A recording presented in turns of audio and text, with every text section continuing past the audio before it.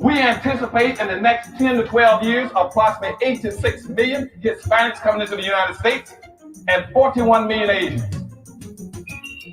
You have been the majority minority for 400 years in this country. You have been the number 2 population for 400 years. You're going to get kicked out of being number 2. You're going to go down and become number 4. Now, common sense, even a third grade education would tell you, if you didn't get anything when you were number 2,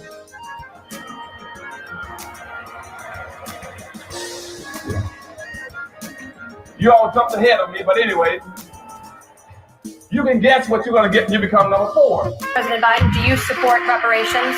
Well, I mean, since I haven't spoken on this, got a chance. Number one, the reason we're the country we are is because of immigration. We've been able to cherry pick the best from every single continent. The people who come here have determination, resilience. They are ready to stand up and work like the devil. We have 24 out of 100 children in our school today is Hispanic. The idea that we are going to walk away and not provide every opportunity for them is that not only stupid and immoral, but it's bad for America. They are the future of America.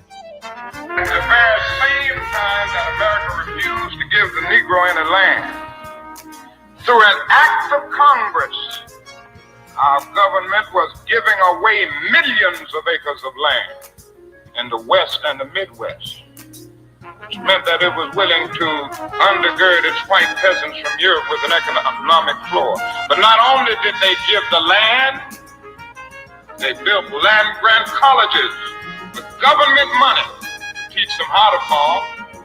And this is what we are faced with. And this is the reality. Now, when we come to Washington, in this campaign, we are coming to get our check. We are owed $104 trillion on the very low end, plus $735 billion recurring. This number does not include the cost of about 50 Black Wall Streets that were decimated, nor compound interest from 2017 when Sean D. Rochester's book, The Black Tax, was published, nor the cost of Black life, nor the cost of living increases, nor the war on drugs, nor the current day pandemic.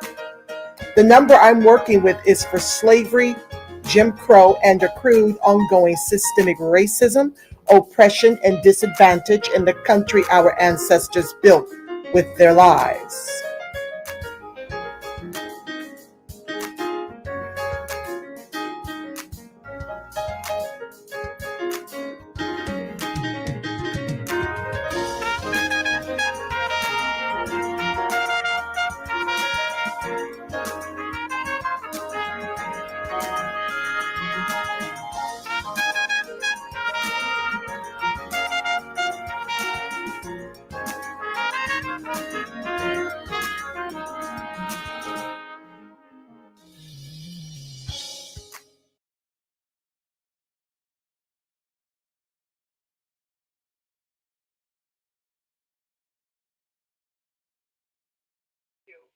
Education is great.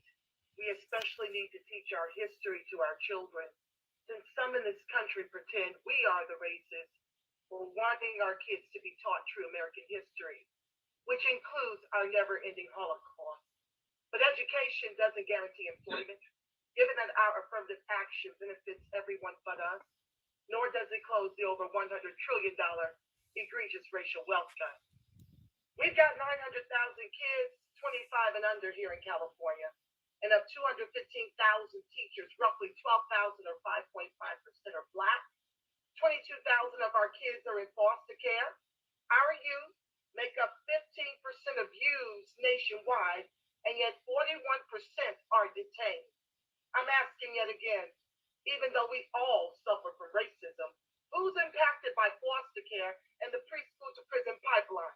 Nigerians with a $72,000 wealth position per the 2004 Color of Wealth LA report, some of whom descend from slave traders who chose to migrate here, or ADOPT, whose ancestors were sold into chattel slavery with a 30% $4,500 wealth position, or 4.5% of Nigerian wealth in the country our ancestors built with their lives. What you are contemplating with our reparations and sharing it with Black immigrants is akin to another white wealth transfer, which clearly has already been done in education and the workforce, both in the public and private sectors, per our affirmative action. Class-based policies don't fix race. When you elevate everyone, ADOS is still on the bottom. Furthermore, I don't recall any other group having to share their reparations with migrants. In closing, it is evident by the wealth position of immigrants, including the Black ones, and the wealth position of whites, that ADOS is clearly their reparations.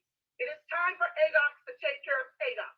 No other group is as oppressed, and everyone eats from the wealth our ancestors generated with their lives, but us, their descendants. I thank you for your exemplary work on this task force and for allowing me to share.